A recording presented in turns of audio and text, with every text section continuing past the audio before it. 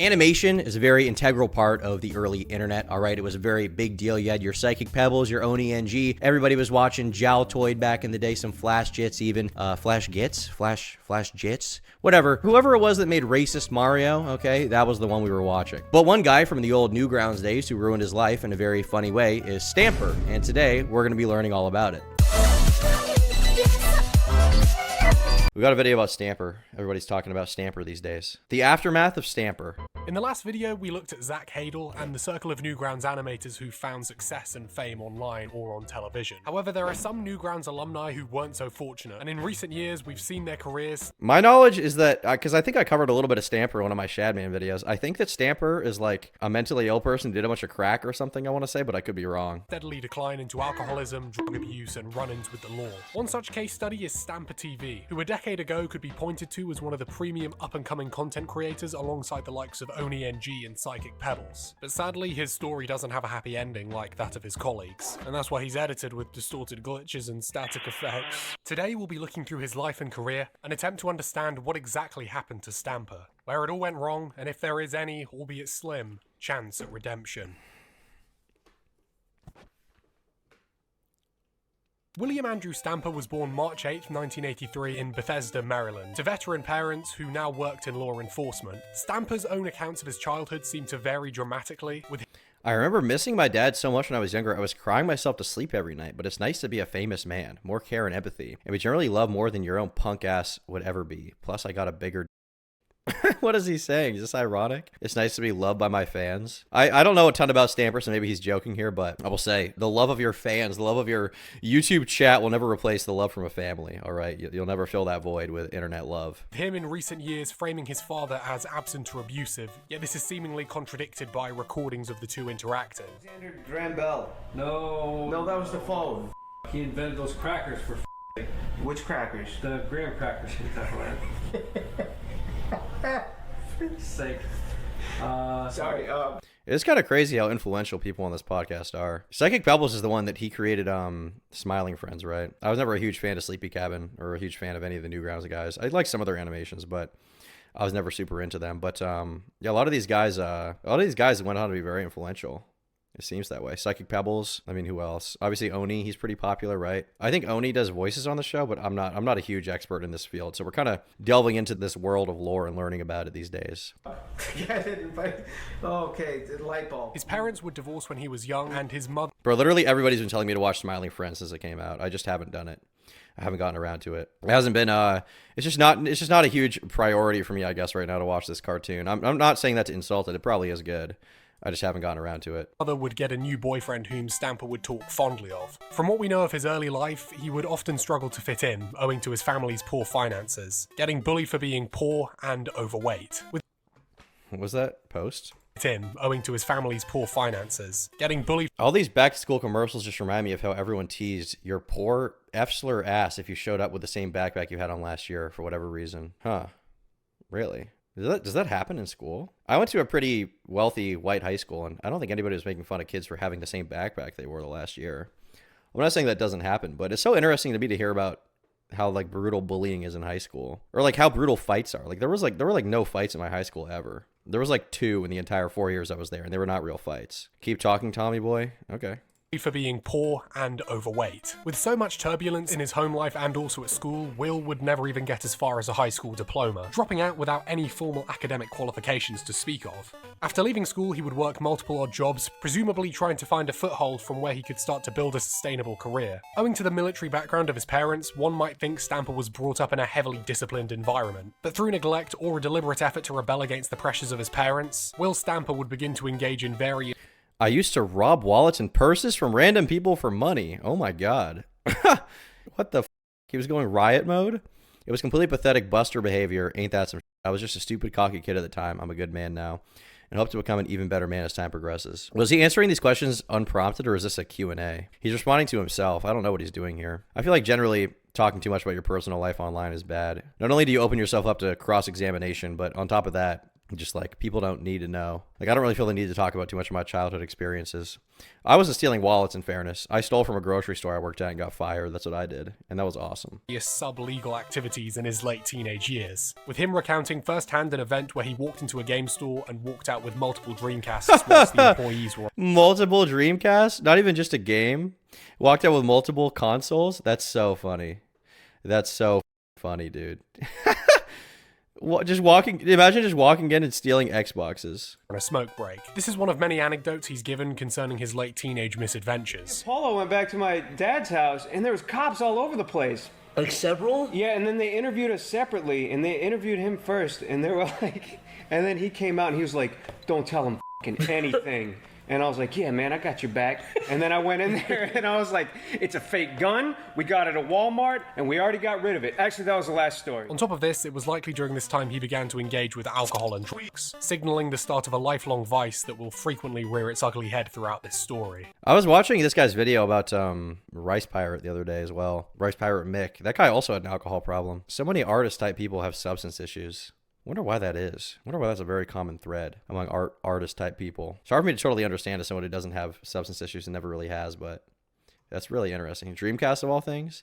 Well, in fairness, if he got new Dreamcasts, he probably could have sold them later. Because aren't Dreamcasts like, because it was so hated and undersold, now it's probably like a collector's item or something? Tortured minds. Art comes from pain. People in pain cope. So true. I'm not trying to frame this as evidence for him being a criminal before he joined the internet. I think crime in your late teens is cracking character building, but it should illustrate that at a time in one's life where stability and a strong support network are essential for the transition to adult life, he was, from what it seems, pretty alone. In February of 2000, Stamper would create an account on the video/art hosting site Newgrounds. And here he would put his artistic talents to use by making I guess that is true. A lot of good art does come from pain. I mean, not all of it, but you know, a lot of my favorite movies, I'll read about the production of it and how much the employees and all the people on set complained about the director. Or like, I mean, I was thinking about this the other day, right? I mean, I'm not like a profound person for saying this, but you know, when I was in high school, especially, I used to listen to a lot of like grunge stuff, right? I used to listen to a lot of Alice in Chains and Stone Temple Pilots. All those guys are fucking dead. Lane Staley, heroin overdose. The guy from Stone Temple Pilots, he died, I think, in like 2015 of some kind of overdose. Chris Cornell from Soundgarden, he killed himself. Chester Bennington, I mean, that's not grunge, but he killed himself. I mean, Kurt Cobain, obviously, you know, put a Mossberg in his mouth. Literally, all of them are dead. The only one that's still alive is Eddie Vedder.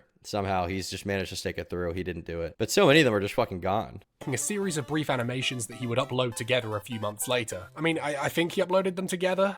The amount of people do art because they like it. Well, yeah, but a lot of people who like make, I'm not saying it's always the case, but a lot of people who do really good art that's really impactful are people who are in pain, you know, or have had some pain or adversity that they've had to overcome, or in some cases never overcome, unfortunately. Like, the listed time of uploads is minutes apart. The guy from Bush never died? Yeah, that's true. But who gives a fuck about Bush? Sorry, but who does? Like, you know, Bush has some good songs, but people don't talk about Bush like they talk about Nirvana, for example. Take a look at them.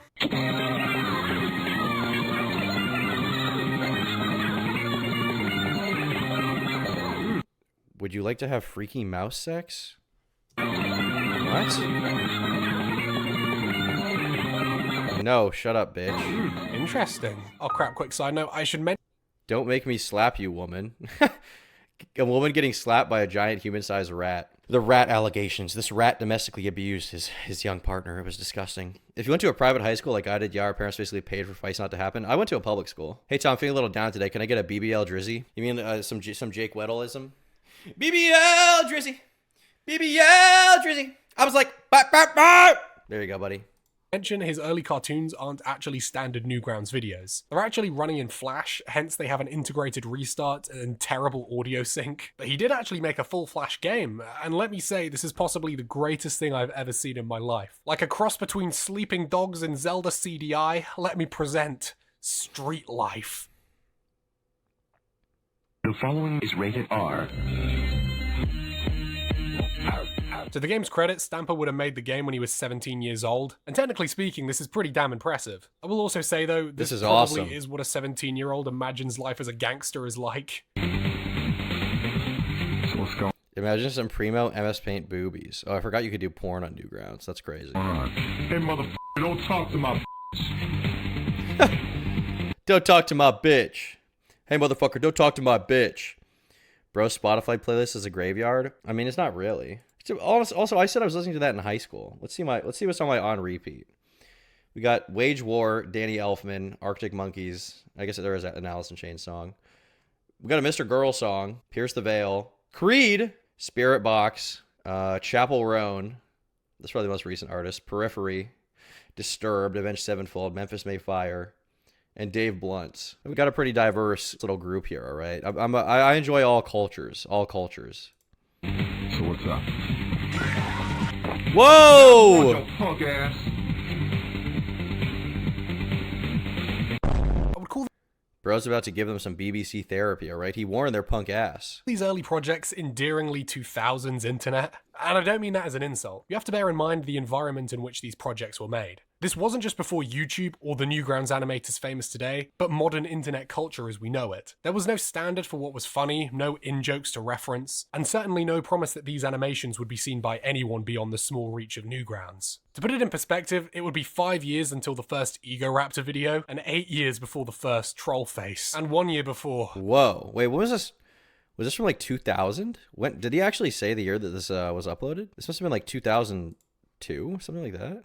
Yeah, it was February of 2000. Holy shit. That's before I was born. I wasn't even alive, and this guy was creating some of the most Kino on the entire internet, okay? That Jabba the Hutt song you played was fire. Yeah, Jabba the Hutt's pretty funny. Jabba the Hutt is pretty epic, dude. I'm a big fan. You know. He would move away from his parents, ending up in Florida. At this time, he would take up various entry-level jobs, including but not limited to working in a warehouse, a delivery driver, a salesman, and a douchebag. What? After working odd jobs for some time, he would begin to branch out into professional website design and online media, with him working for a handful of larger companies to establish their digital presence in the rapidly evolving internet. Some of these companies apparently included porn sites. He apparently made a lot of porn sites. So next time you decide to smack off, just remember among those brave pioneers who built the infrastructure necessary for JAV Volume 3. This is a big change between, I say old internet, but like the internet like 10, 15, 20 years ago versus now, because back in the day, these people were just making shit for fun, so there was no expectation they would ever make money online. So it was all a passion project. And they all had to work various normal jobs well into their adult life before they got internet popular, right? And you would think that because they had normal jobs, that would prevent them from going crazy. Like you would think like, okay, well, they had normal jobs, therefore, when they get an internet job, they'll be very thankful for it, and they'll be somewhat professional with it, and they'll have a, you know, more of a regard for the audience and the fact they don't want to piss off the audience, they don't want to cause too much controversy, they don't want to ruin their life. But that doesn't seem to be the case. Like you would expect that somebody who had a bunch of normal jobs and was a normal person before YouTube or before Newgrounds fame, whatever the fuck, right? However they make money, you would expect that that person would have had a tighter head on their shoulders, had their screws screwed in a little tighter than the average, you know, Zoomer who like gets popular online when they're like 17 years old. But that doesn't seem to be the case. There was William Stamper. God bless you. In his free time, he would actually assist Newgrounds staff by redesigning elements of the site pro bono. So it's only understandable that at the earliest possibility, he was hired by Newgrounds in 2003 as lead media designer, with his first action being to totally redesign the front page, and then slowly working through the rest of the site, modernizing the entire experience for users. Like even Shadman, as gross as Shadman was, or is, Shadman still had like a pretty consistent internet following for a while where he made a bunch of money. And it was well into adulthood. Like he was making good money off his website, off of his disgusting drawings for quite a while. So it's surprising to me that he mentally fell apart when he did after the fame had already happened, right? Like he had already made his money. There was no reason to fall into complete insanity, but he still did. I guess it just shows that, you know, somebody having success and having a bunch of fans and whatever is not going to be a marker for whether or not they lose their minds. In 2004, he would move to the Philadelphia area so he could be closer to the Newgrounds offices, and increase the speed at which he could update the website. The official wiki on Newgrounds goes so far as to call the entire site Stamperized, as he continued to update the look, and even refresh previous redesigns done by himself months before. It really can't be emphasized how crucial Stamper was to the development of Newgrounds as an experience. Considering his changes came in the years just before the site saw its golden age, it wouldn't be far-fetched to say he was responsible in part for the success of the site. Didn't Newgrounds have a bit of a revival recently though with Friday Night Funkin'? Didn't the site have like a huge revamp and a bunch of people were using it again? The same thing with that kind of happened with like Gmod stuff and Skibbity Toilet, right? Like who would think that 25 or 20 years, however long it was after Gmod came out, someone would make like Steam filmmaker animations with a toilet poking out of a toilet bowl, and it would be the most viral thing on the internet. And then it would like revive interest in the game a little bit. Like undoubtedly undoubtedly Skibidi Toilet getting popular trickled down to some people getting into Gary's mod, getting into like old Steam games in general. Is Skibidi Toilet still getting views? Yeah, I mean, not as many as he was, but he's still getting views. Lucky Cameraman Interrogation got 6.5 million views. G Squad Assemble, Skibidi Toilet 74 got 27 million views. Titans Prepare for the Final Fight got how many views?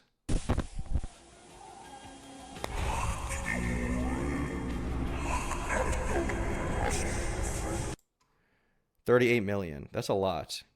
You look like Devin Weston for GTA 5. I am very similar to whoever that is. Oh, I look like this guy. This is like me. Except he's handsome. But yeah, it is kind of cool seeing old internet stuff get popular again. It's kind of a nice thing to see. His gig at Newgrounds is likely what put him into contact with many of his later collaborators. Wasn't he still on YouTube when he drew Keem's Kid? If you're talking about Shadman, yes. And not only that, he was still popular after that. His fans didn't care. They thought it was funny that he drew another YouTuber's child. It didn't affect him, which is why it's so perplexing to me he managed to fall off, because he had an audience of degenerates that still supported him throughout everything he did. Such as Aaron Grump and Chris O'Neill. He would of course continue to create solo animations for his Newgrounds page, and I should probably talk about the content of some of these. I'll preface by saying edge in early internet cartoons is pretty much to be expected. It was simply just socially acceptable at the time, and people found it funny. Blame the culture of the internet and not those supplying the appetite, etc, etc. But Stamper's cartoons, shall we say, I'll just show it. Were you working here last night at 11 o'clock? Yeah. Explain. Ah! Now again, you only have to look at the comments to see that people found. What is he fucking? Is he banging the door? What is he banging here? This is a different kind of edgy, for sure. Because I've been thinking about, like, you know, people talk about how, like, edgy the internet was in, like, 2016, and that is true. It was edgier than it is now. But even, like, back in the day, Leafy was, like, calling Keemstar racist when he backstabbed him and being like, how could you ever say the N-word? You can't just excuse it all with jokes, right? This episode, I re-listened to this and I was like, wait, Leafy sucked. This video maybe did not like him a lot. Maybe given a little bit more context, but it's one of those things. It's one of those things that as I made a fucking point in the video, my point of the fucking video, I made this point multiple times, is the trolling and the fucking whatever you want to call it, the trolling, the satire. It doesn't justify you making actual fucking racist comments all the fucking time. Now, was this the main reason why I made the video? No. I didn't make racist comments all the time. In the past, and you blanket it with fucking, oh, it's satire. I was just trolling. If I tried to make a little trolling video where it's like, hey guys, today I'm Leafy is Hitler here, and just start making tons of fucking racist comments. Okay, Leafy, none of this. stop Oh, for a it's minute. just satire. That would be awesome. That would be awesome if you did that, though. Leafy was pretty funny when he came back to YouTube after the whole fall, but back then he had a little SJW moment there, all right? He had a little SJW era against Keemstar, and it wasn't good. Oh, yeah. Oh. Now again, you only have to look at the comments to see that people found this funny. Stamper wasn't just going AWOL, but some of his other cartoons were explicitly pornographic in nature, and obviously I can't show those ones. There are so many levels of irony now in place, it's hard to tell if this was a joke or just genuinely. But regardless, it's clear he enjoyed shocking water people with his sports. animations. Oh, the noises. Oh, come on. Did he voice act all of that? Did he voice act every... Was he, like, in his room, like, oh, ooh, ooh, and then putting that on Newgrounds? That's crazy. Where's your sense of humor? Whilst Okay. on Newgrounds, these type of videos were allowed and actively lauded by the community. What? I drew two guys pissing on each other in their mouths. Where's your sense of humor, bro? Where's your sense of humor? This type of animation would eventually come around to bite him in the ass. He would go One of Leafy's alts got unbanned from YouTube 2 months ago, and he's seemingly too drugged out to even notice. I mean, it could be that, you know, Keemstar did say he had a drug problem, but it could be just that he doesn't care about the internet right now. You know, I don't know everything that's going on with him privately, so I don't want to speculate too much. But if he did come back and started uploading again on that channel, he probably would get rebanned, in fairness. So go on to become one of the more well-known creators on the site, winning various fan awards as well as organising countless collaborative projects. If you can think of an iconic Newgrounds video, statistically Stamper was involved in some way, usually as a voice actor, also sometimes helping out behind the scenes with animation. Wow, what a neat trick! I love clowns. In 2003, the higher-ups at Newgrounds would form The Behemoth, a video game company based out of San Diego, built upon the creative spirit of Newgrounds and Flash. are these the guys that made, is it Battle Block Theater? Is that what they made? Because I'm pretty sure that Stamper had some hand in that. I'm pretty sure he did. Games in general. Stamper would begin lending his talents to the company, creating music and voice acting in the 2008 game Castle Crashers, and would eventually be brought on board as an Oh, it was Castle Crashers. That's what it was. I thought it was Battle Block Theater for some reason. official member of the studio. And Castle Crashers? Okay. Oh, Alien Hominid. That's another one. There you go. In 2012, Stamper would officially leave Newgrounds in order to focus full-time on his role at the Behemoth. With this move coinciding with the mass exodus to YouTube that was occurring at the time, it's possible he saw this taking place and rationalized that working for the Behemoth would have more longevity than a position at the now. I'm pretty sure this happened because, I could be wrong, did they ever make any money on Newgrounds? Like, was there any like ad revenue or anything? I don't think they made any money directly off of Newgrounds, right? To my knowledge. I could be wrong, but I don't think they did. Because I remember when they all came over to YouTube, you know, they got pretty popular on YouTube with the animations, but then once that happened, eventually the algorithm changed. Because there was this period when you would get money. There was this time on YouTube when you would get money just based on the clicks that you got. So it would be like, okay, YouTube promotes the fuck out of your video if it's just getting raw clicks, but it's not like that anymore. Now YouTube, you know, they reward watch time more because the longer the video is, the more ads you can put on it. Therefore, the more money they can make. Therefore, they're going to promote videos that are long, which is why you see like the 3, 4, 5, 6, 7 hour, you know, Quentin Reviews video essays blowing up so much because it's like, it probably is an entertaining video for what it is, but at the same time, YouTube stands to benefit a lot from all of the ads being placed on that video. It's keeping people on the site for a much longer time. Trick! I love clowns. In 2003, the higher-ups at Newgrounds would form the Behemoth, a video game company based out of San Diego, built upon the creative spirit of Newgrounds and Flash games in general. Stamper would begin lending his talents to the company, creating music. I can't believe this is the real story of Super Mario Logan. The thing is, it is. It kind of is the real story. Like, they definitely dramatized it and made it insane. But it is kind of the story of his life, which is funny. Did you ever watch the Adult Swim live streams? No, I didn't. What did they do on their live streams? What was the Adult Swim keynote content? I did watch some Adult Swim back in the day, but not like a crazy amount. Oh, they're live right now. Live, ignore your family for the holidays. Are they just streaming their shows? They're just streaming the Boondocks right now? Only 120 people watching. I would expect it to be way higher on the official Adult Swim channel. Music and voice acting in the 2008 game Castle Crashers, and would eventually be listening to pitches. Would they do live pitches? Is that real? Like, would they pitch shows live on the air? That sounds really funny, actually. Would they have, like, chat vote on what was the best pitch? That would be really cool if that was the case. Be brought on board as an official member of the studio. In 2012, Stamper would officially leave Newgrounds in order to focus full-time on his role at the Behemoth. With this move coinciding with the mass exodus to YouTube that was occurring at the time, it's possible he saw this taking place and rationalized that working for the Behemoth would have more longevity than a position at the now declining Newgrounds website. In 2013, the Behemoth would release Battle Block Theater, in which Stamper had his most notable role within the game project, voicing the narrator. It is really awesome that this guy who otherwise would not have any chance at doing any of this shit, like would not be popular, famous at all, or not have any chance in the game industry because he doesn't have a career. Because it used to be the case that to become a game designer, you had to get a fucking degree, typically, right? To get, unless you're making your own game, which is like 1 in a million chance that works out. But it used to be the case for all these, you know, artistic industries, you would have to be someone with a college degree to get this job, right? But he just spent enough time online and people liked his animations enough that he got a job at Newgrounds after freelancing for them, making their site better. He got a job at Newgrounds and then he got a job as a game developer at a studio. That's awesome. By the way, there's my microphone, AT2020. Wait a second. This isn't jail. This is prison. That's just as bad, if not worse. Oh, happy day. It's Hattie. And look, he's made some wonderful new friends. Ooh, and they got him a... He's actually a pretty good voice actor. I feel like voice acting is pretty tough to do. A lot of people claim to be voice actors. I feel like half the people who follow me on Twitter have VA in their fucking username, and they're not actually voice actors. They are pretending, okay? But being a voice actor professionally, pretty impressive. Mad respect to all the great voice actors like Kevin Conroy and Mark Hamill for doing some of the best and most definitive performances ever, okay? Ever. Last night I watched, I couldn't sleep, so I watched Batman The Long Halloween Part 1 and 2. And Jensen Ackles, the guy from Supernatural and the guy who plays Soldier Boy, he voiced Batman in those. He actually did pretty good. At first I was like, is it going to be uncanny? It's just going to sound like Jensen Ackles, but he actually did a pretty good job. I was pretty impressed. Present. How thoughtful. Hey, wait a second. I don't think that was a present. Ha!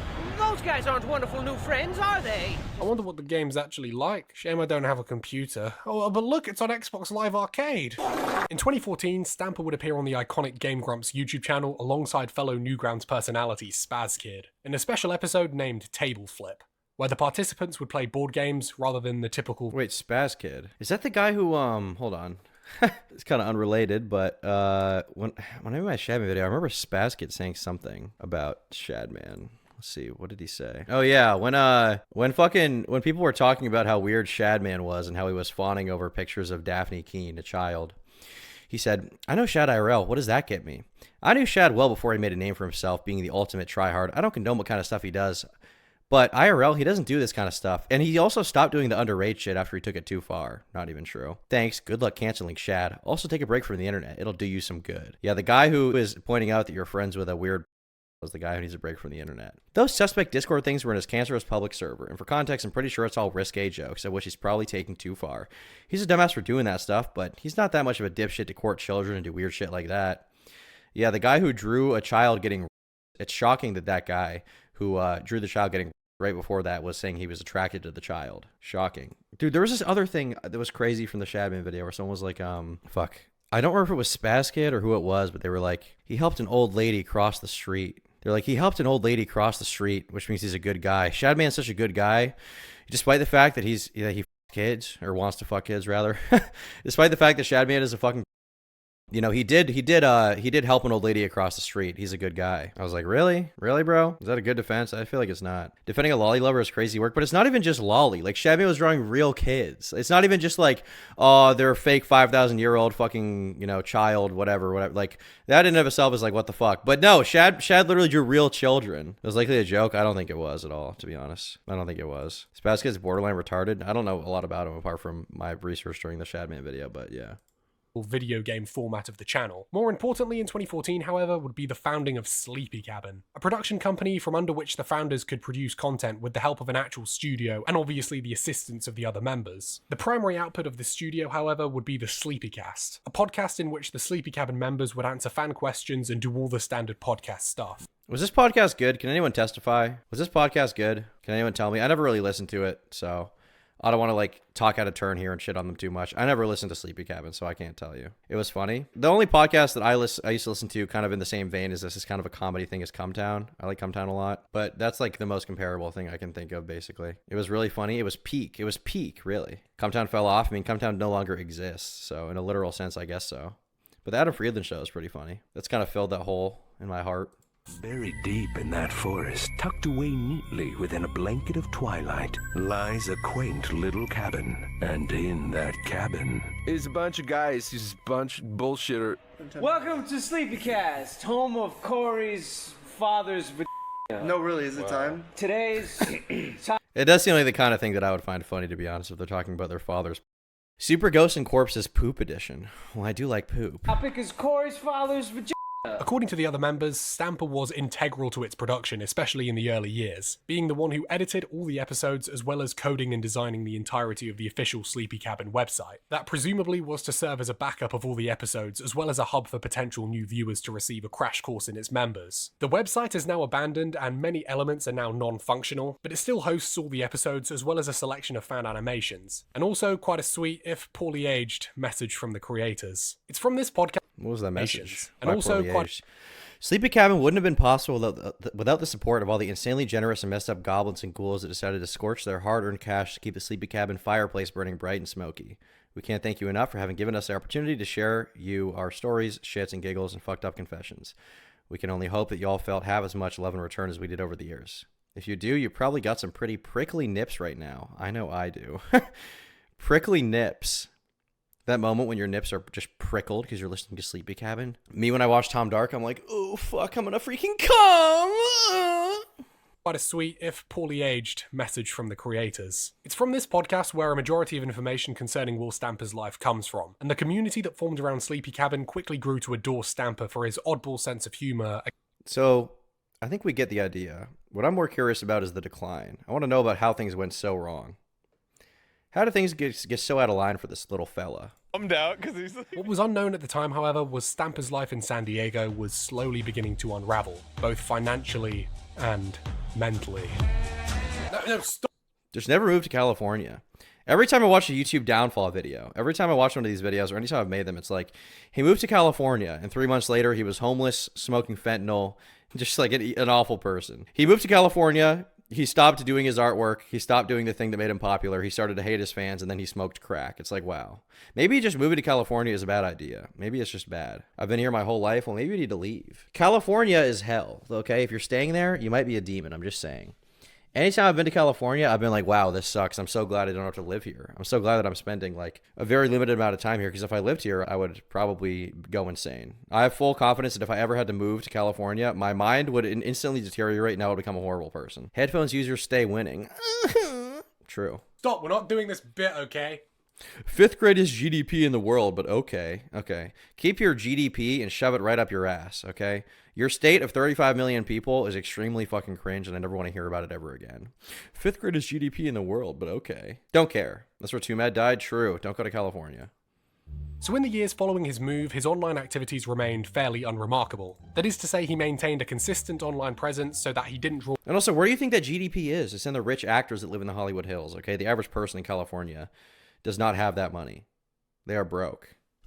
Or any attention to himself beyond his already established fan base. But 2016 would end up being the final year of normalcy for Will, as soon things would begin to come apart. As mentioned, he had previously struggled with drugs and alcohol, and going off some stories told on Sleepy Cabin, he possibly never truly overcame them to begin with. But in San Did you not listen to the Shadman episode when doing research? That's the only one I've had to listen to, though. Like, I haven't listened to any of them, and I also listened to that, like, 5 years ago or something. Also, I had someone else help me out with that video, so I didn't even have to. I just listened out of pure curiosity. But to be clear, like with that episode, fucking, I don't remember much about it. Diego, likely spurred on by a lack of socialization or just general anxiety about his new situation, he would begin to indulge in both vices again. And it wouldn't take long for this fact to become... I don't live in California, but you're talking about LA. Dude, I'm sure San Francisco and San Diego are shitholes too. Maybe I'm generalizing too much, but I've just never heard anything good about those cities, ever, from anyone that's worth listening to. Los Angeles does suck, though. Los Angeles is fucking shitty. Bad traffic, bad people. It's like, Los Angeles is like, without having ever been nuked, it's like a radioactive center that just turns everybody who lives there into ghouls. Become known to the internet. Starting in 2017, his online activity would begin to grow noticeably more erratic. Twitter was the platform on which he was most active, and it's where his mental decline would become most apparent. He would begin to tweet frequently, sometimes just a few times per hour, and sometimes an explosion of posts within the space of a couple minutes. The subject matter of these tweets would vary dramatically. He went Too Mad mode. When I was a kid, my grandma used to hang our stockings on stove knobs over the oven because we didn't have a fireplace. I thought Santa came out all broiled. Why does everybody still think Tim Burton directed The Nightmare Before Christmas? Jesus Christ, it came out 20 years ago. I mean, the tweets don't seem that insane. I mean, he's tweeting a lot, but they're mostly normal. And would rarely read his... Also, those Christmas shits are gross and upsetting. Like that Frosty the Snowman shit where he licks his pickaxe all the time. I guess that's stop motion right now. Do you like stop motion animation? Thoughts, with it seeming... That woman bar better shoot out of the side of my phone and blast a hole in my living room wall. Who bakes better? More like a string of mental... Everyone always hates on Linkin Park, but I'll tell you one thing. Everybody knows the lyrics. True! That's true and based. Listen, Stamper, you're spitting facts here. Everybody should love Linkin Park. All Linkin Park haters are banished from my life. Diarrhea now being broadcast to the world thanks to the miracle of the internet. He would also post a series of troubling videos to the website, most notably an incident with a police officer that took place within his apartment, where he was acting uncooperatively and generally just being a... Did I feel like Tim Burton? I could be wrong about this. But I feel, my feeling that could be wrong, and I need to research it before I make a definitive statement, but tell me if I'm wrong. My feeling is that Tim Burton is a very cool guy who makes really aesthetically nice movies, but as a director, or maybe not as a director, as the one guy in charge of everything, he's bad. Like, if you watch Batman 1989, it is undoubtedly a Tim Burton movie, has his aesthetics, but it's still a good movie. It still has a coherent story you can follow, and it's fucking great. And then you watch Batman Returns, and it's like, impossible to follow. The plot makes no sense. It's fucking shit. The only thing that's good is that it looks kind of nice in some areas, and you're like, okay, why is this the case? And then you look it up and you realize that Tim Burton, he had full creative control. The studio bargained with him. They were like, if you want to come back and do another Batman, you know, you need to come back.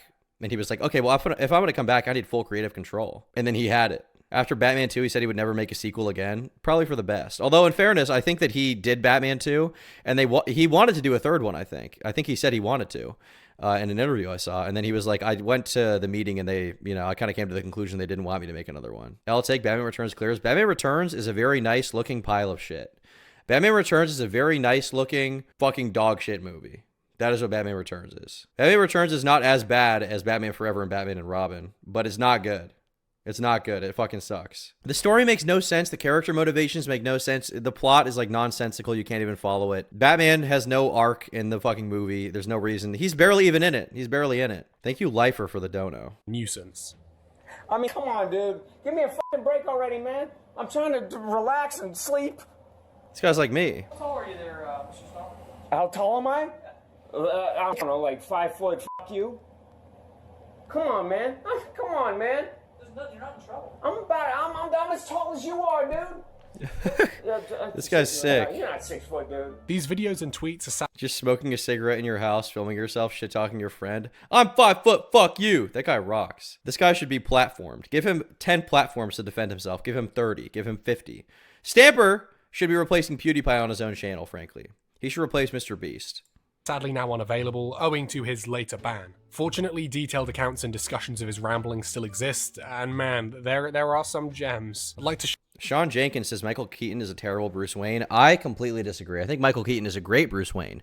Does he completely look the part? Is he as handsome as Bruce Wayne is supposed to be? Maybe not. But I like Michael Keaton in the first one, and I'll tell you why. Michael Keaton as Bruce Wayne in Batman 1989 is weird as fuck. He's awkward. He doesn't know how to behave around people. He's paranoid. When he's in when that first scene when you see him in like the party, he's like, what? He's like constantly doesn't know what's going on. He's like shocked that he's even alive. And I think that works because I like the idea that Batman, that Bruce Wayne is so weird because the real him is Batman. When he puts on the suit, that's the real guy. As Bruce Wayne, he's a fucking clown, a bumbling idiot. Because he's been in his house all day for the past 10 years, devising how he's going to dress up like a bat that night and fight some guy that is dressed like a clown. Like, I think that is cool and makes sense. I actually like him as Bruce Wayne. In the first one, I think it really worked. In the second one, not so much. But in the first one, I think it really did work. I liked it quite a bit. Your take on the new Raziel archetype? I have no idea what that is. What is a Raziel archetype? What does that even mean? This is not English. Oh, this is Yu-Gi-Oh! Don't care. Does Batman Returns beat TMNT 3 in shittiness? I haven't seen the TMNT movie, so I don't really know. Yeah, but he's supposed to be a suave playboy. Yeah, but the thing is, like, it can be, you can have different interpretations and it can still be cool. Like, just because it doesn't match up with, like, what the comic book interpretation is doesn't mean it's bad. I don't really care. I just care if it works in the universe that they're building, and I think he did work in that one. Like, do you think that Robert Pattinson was bad because he was, like, emo and weird and wasn't a suave playboy? I think that worked pretty well. I liked it quite a bit. Shout out Kiwi Farms user Latent Appliance Fetish, whose documentation of his socials and associated screenshots were invaluable when making this. 2017 would see his last major voice role within a game, that being 2017's Pit People. How do you like them, Hansels? Yes. Here, have some teeny tiny iced creams. I know you love them. Oh.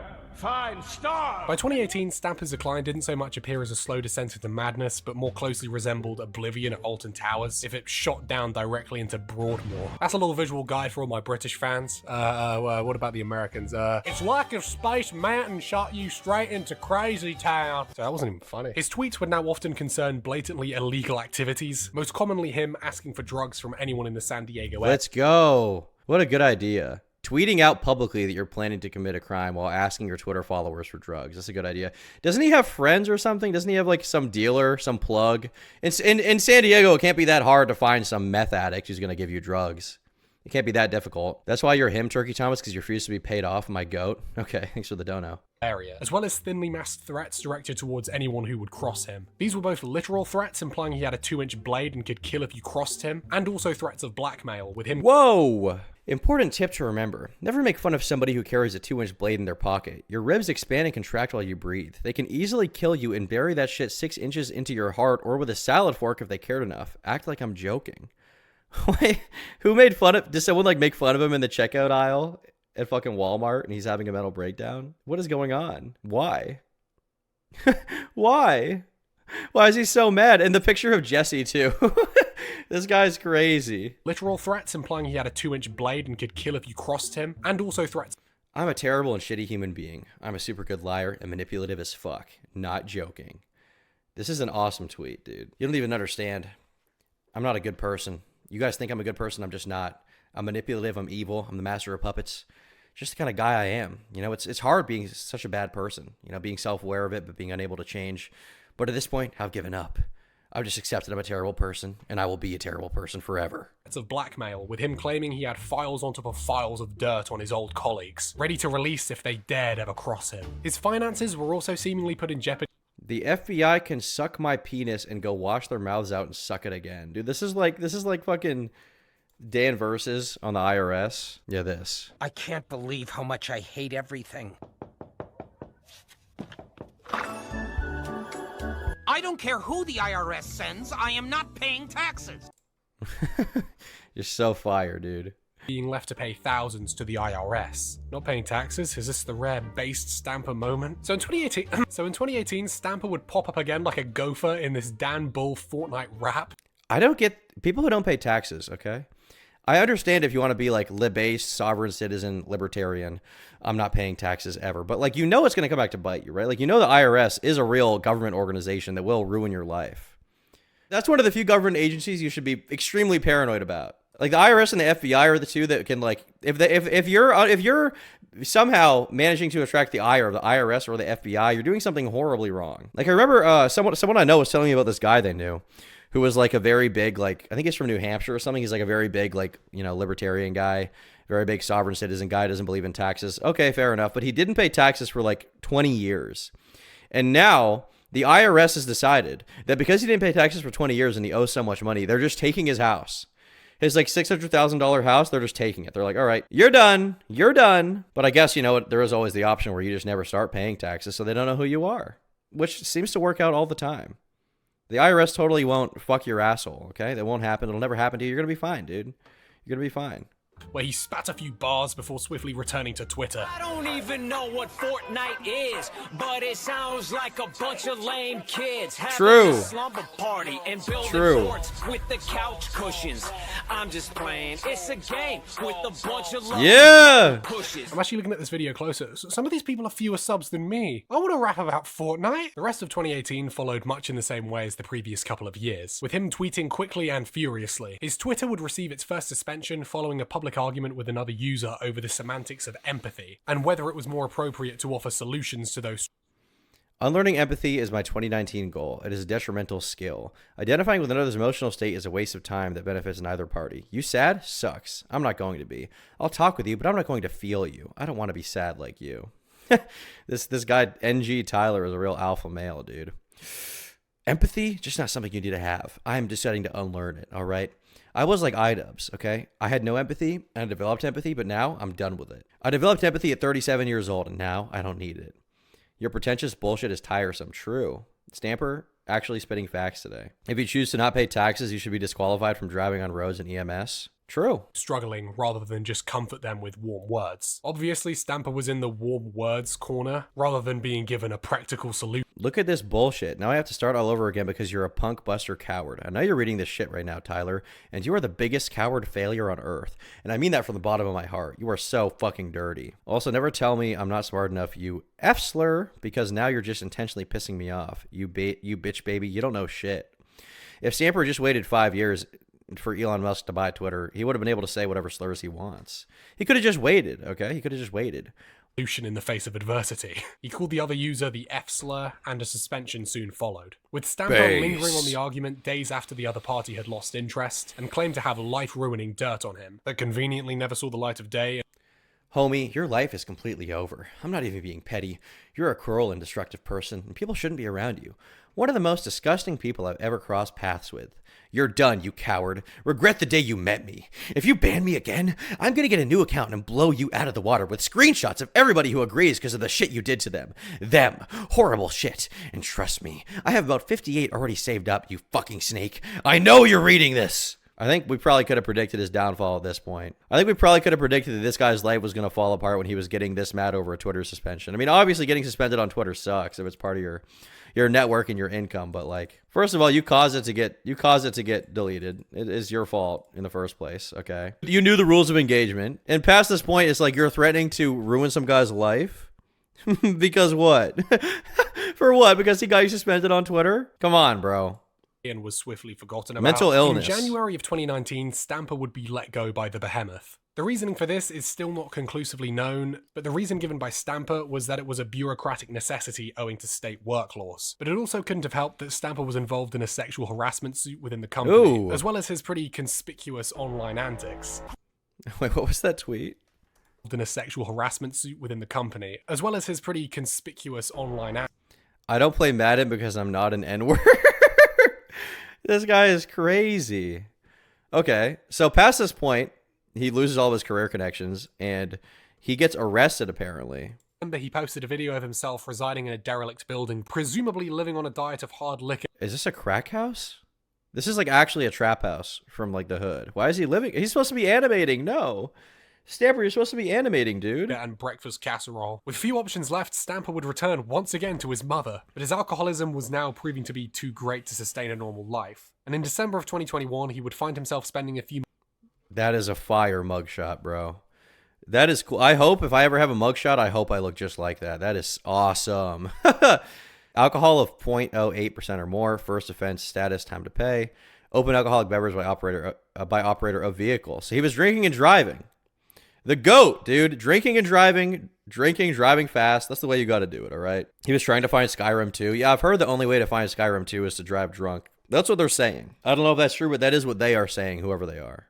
Months in prison after being caught behind the wheel whilst over the limit. After getting out, he seemed for a time to be making positive strides to improve his undesirable situation, with him living independently near his mum, and in early 2022 he posted a now deleted video claiming he was going to resume animation. However, as we'll see, this return to animation may not have been the best move. He would have another run-in with the police later that year, with him updating his followers via community post that he had been arrested by a pair of cops and spent the night in jail. The whole account does read like a desperate attempt to make "I was drunk and got arrested" into an awesome one-liner filled tale of badassery, with the cops getting enraged by his witty... Out now, but yo, this cop was so freaking pissed when I got locked up last night. Here's the cliffs. Stupid BS. Cop showed up as expected. Cop asked me my name. I said, nah, N-word, I'm not telling you my name because you're going to laugh at me. Just imagine a cop walking up to the car like, hey man, what's going on? What's up, N-word? Why would we laugh at you? Me. Okay, my name is Peter. Okay, Peter, what's your last name? Parker. Your name is Peter Parker? Buddy's cop laughs except for him. Okay, Peter, what's your social security number? Me. You got to say this out loud. 1-23-45-67-89. Finishes typing. Okay, damn it, Peter, what is your real name and social? Me. Okay, fine. I'm Toby. This is actually an awesome way to talk to a cop if this is how it went. He's obviously ruining his life, but this is pretty hilarious if this happened. I wish we had footage. Like, I think this is before the body cams were standard everywhere. But if we did have the body cam footage of this, that would be so awesome. This is what made me unfollow him. I was so wild. It was so wild to see this back in the day. Dude, I would super follow him if I saw this. This is extremely fire content.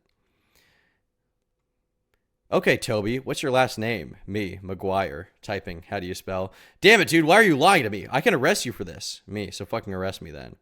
And they did. Then those Crompton punks smashed my face into the sidewalk because I slipped my cuffs. Damn. Dude got the Floyd treatment. Put me in the backseat of their bitch wagon. The main cop told me not to slip my cuffs again.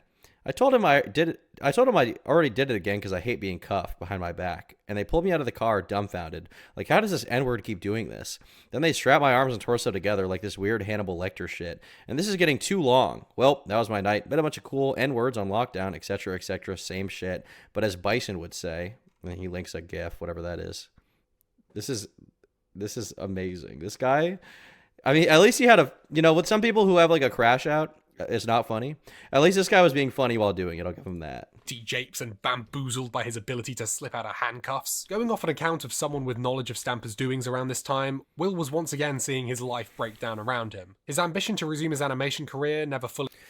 Update on Stamper. Some people are genuinely curious on what happened to Stamper in the last year. Apart from the obvious of his schizophrenic and drunk posts, Stamper had been living close to his mother, but after not being able to pay his rent for months, and in very manic fear of going back to jail, he hastily accepted to live with someone who had been in close contact with him for a while.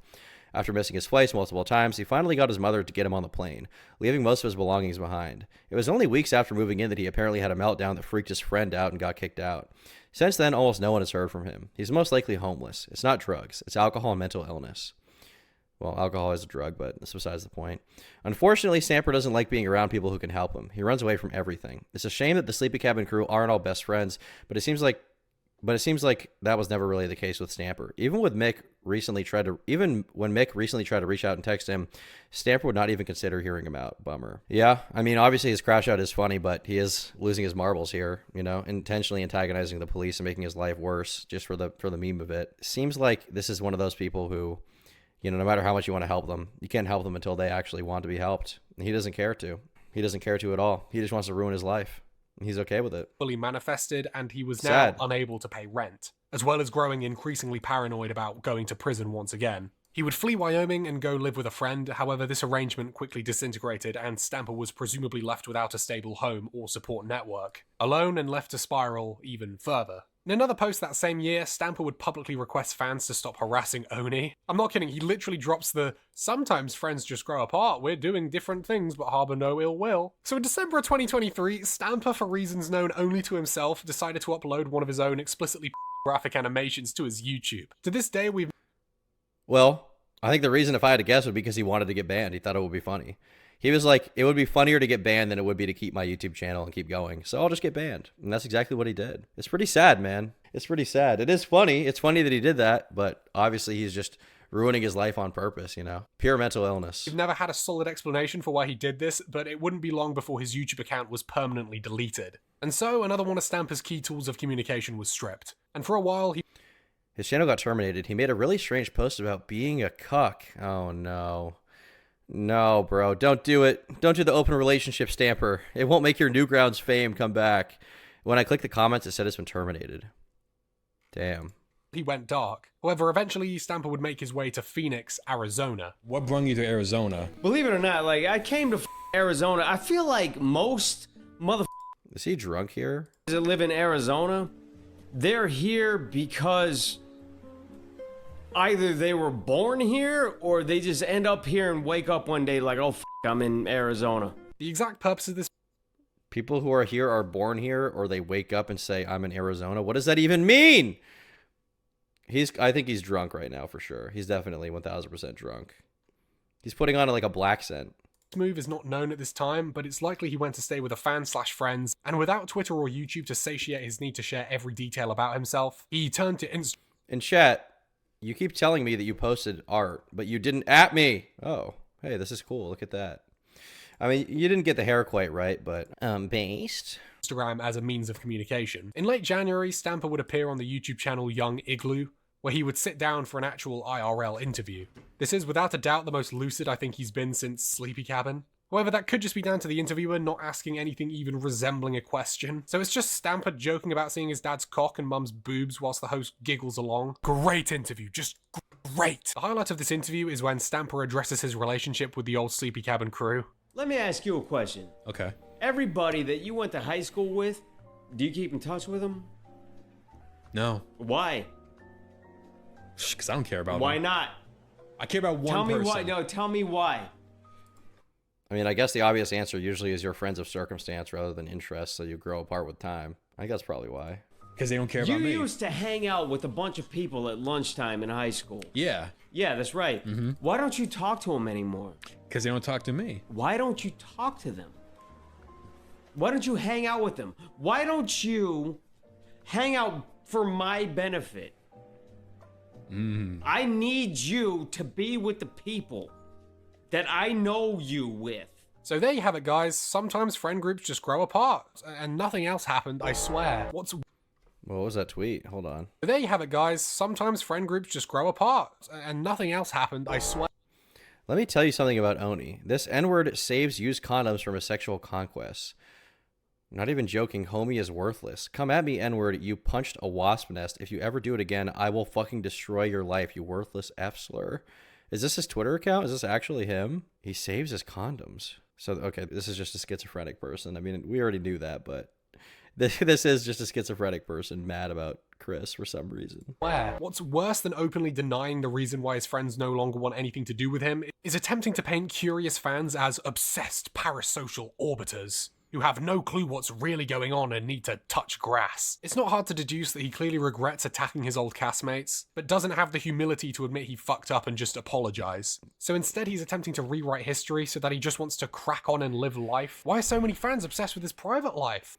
I mean, to be clear, it is a little bit annoying when fans are like, or the audience is like, are you guys still friends? Are you guys still friends? Tell me if you're friends. Tell me if you're friends. Like, they can be a little annoying, but it obviously makes sense that people would want to ask questions about it when, as Note Armstrong said, this guy has been ruining his life for the past year, right?